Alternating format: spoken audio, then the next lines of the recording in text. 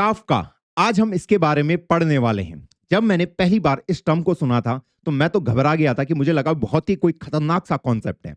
और इसका जो इस्तेमाल है जो आपका रियल वर्ल्ड में बहुत ज्यादा होता है। आपकी जितनी भी बड़ी बड़ी कंपनीज हो गई, आपका अमेजोन हो गया, उबर हो गया, फ्लिपकार्ट हो गया, कोई भी कंपनी उठा लो, सब के सब काफका को इस्तेमाल करते हैं। तो यार ये काफका है क्या, ये हमारे किस टाइप की प्रॉब्लम को सॉल्व कर रहा है? जब भी आप स्केलेबल सिस्टम बनाने की बात करेंगे तो वहां पे काफका की बात होती है। तो काफका कुछ नहीं है, आपका एक मैसेज क्यू है। अरे भैया एक और टर्म लेके आ गए, मैसेज क्यू। अब ये मैसेज क्यू क्या है?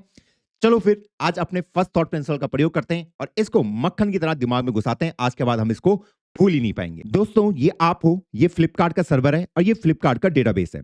मान लो आप फ्लिपकार्ट में कुछ शॉपिंग कर रहे हैं, आपने 5-6 ऑर्डर शॉपिंग करी, ओके, और उसके बाद आपने ऑर्डर प्लेस कर दिया।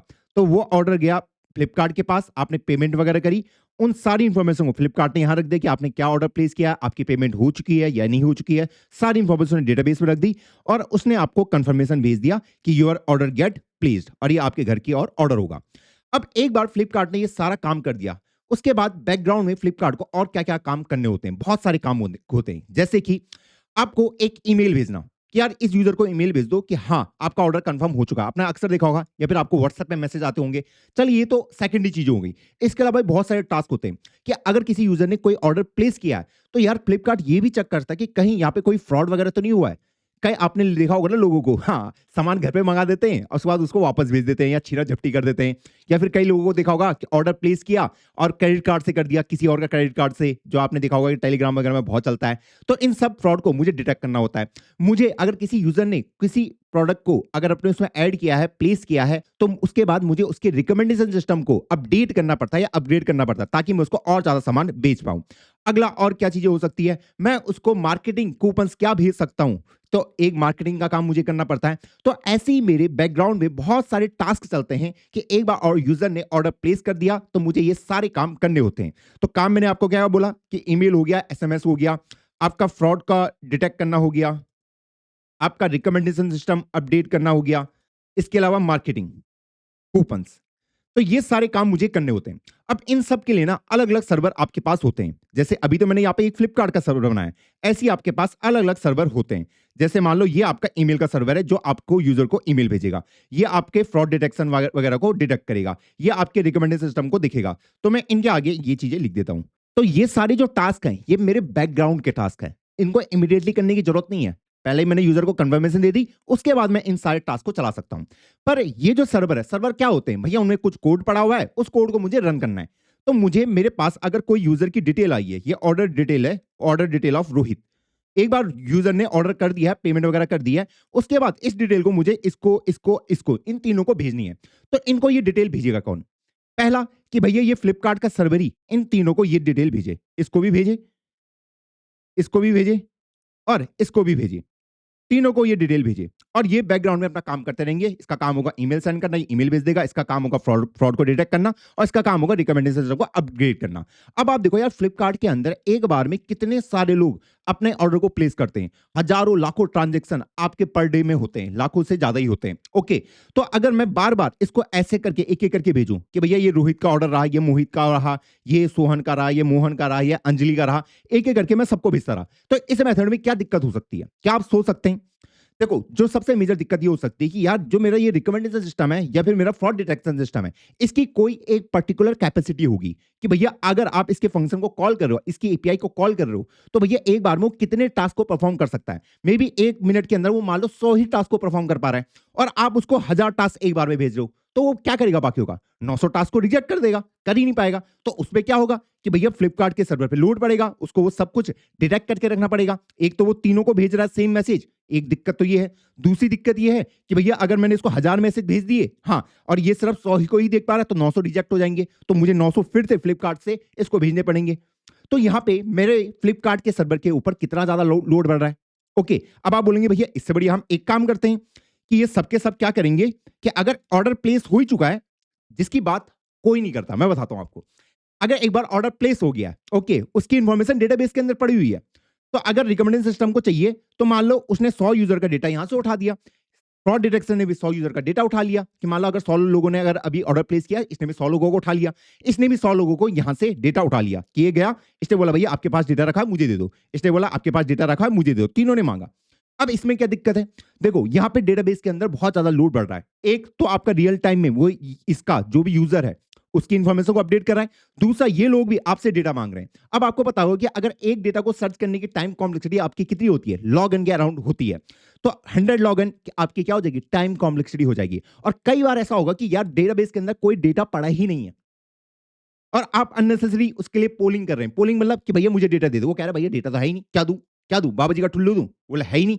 फिर आपने कुछ देर बाद बोला भैया डेटा दे दे, उसने कहा है ही नहीं।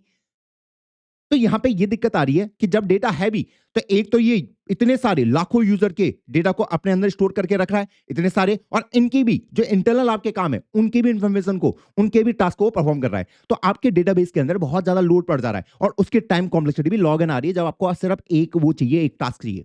तो हमने सोचा कि यार यहाँ पे हम एक चीज कर सकते हैं। क्या कर सकते हैं? यहाँ पे हमने इंट्रोड्यूस किया काफका को। काफका है आपका मैसेज क्यू। कुछ नहीं है, आपका कोई यूजर है रोहित, उसने कोई ऑर्डर प्लेस किया, तो भैया इसका काम होगा सर्वर का कि भैया इसके अंदर उस डेटा को इंसर्ट करा देना। किसके अंदर? काफका के अंदर। ये आपका काफका है। ये सिंपल, आप इसको डीबी जैसा ही समझ लो। ओके, डीबी नहीं है एग्जैक्टली, पर डीबी समझ लो। तो इसने यहाँ पे ऑर्डर ऑफ रोहित की इंफॉर्मेशन स्टोर कर दी। अब उसके बाद मान लो किसी और ने भी करा है, मान लो मोहित ने, तो इसने मोहित की भी एंट्री यहाँ स्टोर कर दी। ऐसे करके एक के बाद एक, जैसे आपके क्यू में कैसे डेटा एंट्री होती है, एक के बाद एक होती है ना, तो ये ऑर्डर ऑफ मोहित हो गया। ये मोहित का ऑर्डर की ये सारी डिटेल है। उसके बाद मान लो सोहन का, तो यहाँ पे सबकी एंट्री आ चुकी है एक के बाद एक। अब अगला कोई यूजर आता है तो उसकी एंट्री कहां जाएगी? इसके बाद जाएगी फोर्थ नंबर पे, फिर अगले वाले की फिफ्थ नंबर, अगले पे सिक्स्थ पे। जैसे आपके क्यू सिस्टम होता है ना, क्यू के अंदर एंट्री कैसी होती है आपकी कि पहला डेटा आपका आगे आता है, फिर दूसरा उसके बाद आता है, जैसे आपने क्यू पढ़ रखा है, फिर उसके बाद उसके बाद उसके बाद उसके बाद। और यहाँ पे जो आपका पुश की टाइम कॉम्प्लेक्सिटी होगी वो कितनी होती है? ऑर्डर ऑफ वन टाइम में आप किसी भी डेटा को पुश यहाँ पे कर सकते हैं। कितना आसान है। अब मेरे पास यहां पे एडवांटेज ये है कि ये सर्वर ईमेल अपनी स्पीड से यहां से डेटा को रीड कर सकता है। ये फ्रॉड वाला भी अपनी स्पीड से यहां से डेटा को रीड कर सकता है। मान लो इसकी कैपेसिटी है कि भैया एक बार में ये 2 ही मैसेज को रीड कर सकता है, या फिर इसकी भी एक बार में ये 2 ही मैसेज को रीड कर सकता है, 3 या 10। तो ये जाएगा इसके पास, ये बोलेगा कि भैया मुझे पहले के 2 मैसेज दे दो, 0 वाले से मुझे 2 मैसेज दे दो। तो ये इसको 0 और 1 की इंफॉर्मेशन दे देगा कि 1 की भी दे दी और 0 की भी दे दी, ऐसे करके। उसके बाद इसने डेटा को प्रोसेस किया, इसने बोला अब मुझे 2 से 2 डेटा और लाके दे दो। तो सेकंड इंडेक्स से मैंने इसको 2 डेटा और लाके दे दिए इस तरीके से। ये देखिए ऐसे करके। अब इससे क्या हुआ, यहां पे आपके फैच की कॉम्प्लेक्सिटी कितनी होगी अगर आपको यहां पे सर्च करना है। ये डेटा कैसा है आपका, ये सीक्वेंशियल डेटा है, एक के बाद आपका डेटा आ रहा है। तो यहां पे अगर आपको कोई डेटा भी चाहिए तो ऑर्डर ऑफ वन टाइम में आप उस डेटा को यूजर को दे सकते हैं। चीजें क्लियर है? क्यों में ऐसी तो होता है हाँ, कि अगर मुझे पता है कि यार मुझे सेकंड ऑफसेट से, इसको हम ऑफसेट भी कहते हैं, तो ऐसे ये नंबरिंग होगी 0 1 2 3 अप टू 1 लाख या 2 लाख जितने भी अभी तक आपके हुए हैं। तो इसके अंदर दोस्तों जो एंट्री होती है 0 1 2 3, ये आप इंडेक्सेस जैसे समझ सकते हैं। अब मान लो ये एंट्री 1 लाख तक है, ये 2 मैसेज तक रीड कर रहा है, तो अभी तक इसने 4 मैसेज रीड कर लिए हैं। तो ये बोलेगा अब मुझे फोर्थ वाले ऑफसेट से डेटा दे दे 2, तो ये 4 और 5 इसको दे देगा। फिर मैं बोलूंगा भैया 6 वाले से दे, क्योंकि ये सारा डेटा कैसा है, सीक्वेंस ऑर्डर में अरेंज हो रखा है। अगर मैं आपको बोलूं कि आपको एरे के अंदर जब भी किसी एलिमेंट को सर्च करना है और अगर मैं आपको उसका इंडेक्स बता दूं तो आपको कितना टाइम लगेगा? क्यों भी तो एक टाइप का एरे ही है। हाँ भैया, ऑर्डर ऑफ वन टाइम में बता दूंगा, तो वही इसको भी ऑर्डर ऑफ वन टाइम लगा। वहीं यहाँ पे कितना लग रहा था, लॉग एन टाइम लग रहा था। तो वहीं ईमेल सर्वर को भी सिर्फ ये बताना होता है कि भैया मुझे कौन सा ऑफसेट से डेटा रीड करना है। मान लो इसको 500 वाले ऑफसेट से रीड करना है, मतलब 500 इंडेक्स से कितना करना है, मान लो इसकी कैपेसिटी एक बार में 100 रीड करने की, तो ये 500 से लेके 599 तक का डेटा इसको दे देगा। उसके बाद इसको अगले 100 को रीड करना है, तो ये बोलेगा 600 ऑफसेट वाला मुझे दे दो, तो 600 से लेके 699 तक वो ईमेल सर्वर को दे देगा। तो एक बार ये जब सारे डेटा को प्रोसेस कर देगा तो भैया इसको इसको एक्नॉलेजमेंट भी भेजना पड़ता है, ओके, ताकि इसे कंफर्म हो जाए कि हाँ इसने ये डेटा रीड कर लिया है। अब क्या यहाँ पे ये होता है कि अगर इसने किसी मैसेज को रीड करा है तो उसके बाद काफका इन सबको डिलीट मार देता है। मान लो इसने अगर ऑर्डर रोहित और ऑर्डर मोहित को रीड कर लिया, इसने भी कर लिया, इसने भी कर लिया, क्या इन मैसेज को ऑटोमेटिकली डिलीट कर दिया जाता है? क्यों में होता है कि सबने आपके ये मैसेज रीड कर लिए, तो क्या इनको डिलीट कर दिया जाएगा? नहीं दोस्त, इनको डिलीट नहीं किया जाता। काफका कभी भी इनको डिलीट नहीं करेगा। इसको आपको मैन्युअली सेटअप करना पड़ता है कि आपको इसको कितने देर तक इस डेटा को यहां पे रखना है। अक्सर नॉर्मल केस में हम 7 दिन तक अपने डेटा को यहाँ पे स्टोर करके रखते हैं, या फिर हम स्टोरेज के अंदर भी हम बता देते हैं कि अगर 1 टीबी का डेटा हो जाएगा तो भैया इतना उड़ा देना। तो ऐसा हम क्यों करते हैं? देखो कई बार ऐसा होता है कि जैसे मान लो मेरी रिकमेंडेशन सिस्टम ही है, ये 2 घंटे तक रन हो रहा है और इसके पास मान लो 20,000 लोगों का डेटा था जिसको इसने प्रोसेस वगैरह किया। मान लो ये क्रैश हो गया, क्रैश होने के बाद इसको फिर से वो डेटा चाहिए।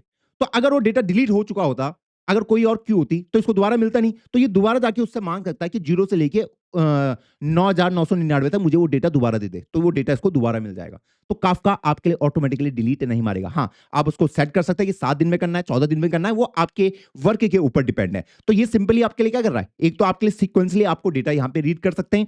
आप अपनी स्पीड में रीड करो कि जितनी आपकी कैपेसिटी है, इसकी कैपेसिटी 100 थी, इसकी 2 थी, मान लो इसकी 5 है, तो 5 की कैपेसिटी से अपनी स्पीड में रीड कर रहा है। और ये जो सिस्टम है, ये बहुत ही ज्यादा स्केलेबल सिस्टम है और इसको बहुत सारी कंपनीज इस्तेमाल करती हैं।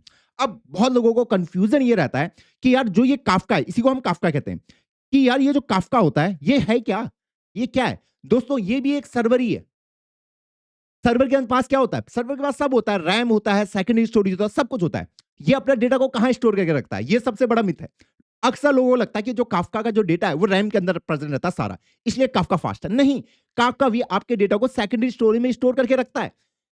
अगर वो रैम के अंदर स्टोर करके रखेगा और अगर काफका क्रैश हो गया तो सारा डेटा गायब हो जाएगा। तो भैया आपका डेटा कहां होता है? सेकेंडरी स्टोरेज में होता है, क्योंकि आपके पास यहां से सर्वर बहुत बल्क में मैसेजेस भेज रहा होता है, आपको बस उसको स्टोर कराना है एक के बाद एक। तो एक के बाद एक आप इसको स्टोर कराते जाते हैं, जो मांग रहा है आप सीक्वेंसली उसको देते जाते हैं। इस तरीके से आप अपने काम को एफिशिएंटली परफॉर्म कर पाते हैं। तो आज आई होप आपको सीखने को काफी कुछ मिला होगा। हम रीड यहां से भी कर सकते थे, लेकिन यहां पे कॉम्प्लेक्स लॉग इन हो जाती, ऑलरेडी इसके ऊपर बहुत लोड पड़ा हुआ था, तो हमने एक अलग सर्विस बना दी जिसको हम काफका बोले थे। अब ये सब के सब अपनी स्पीड में रीड कर सकते हैं।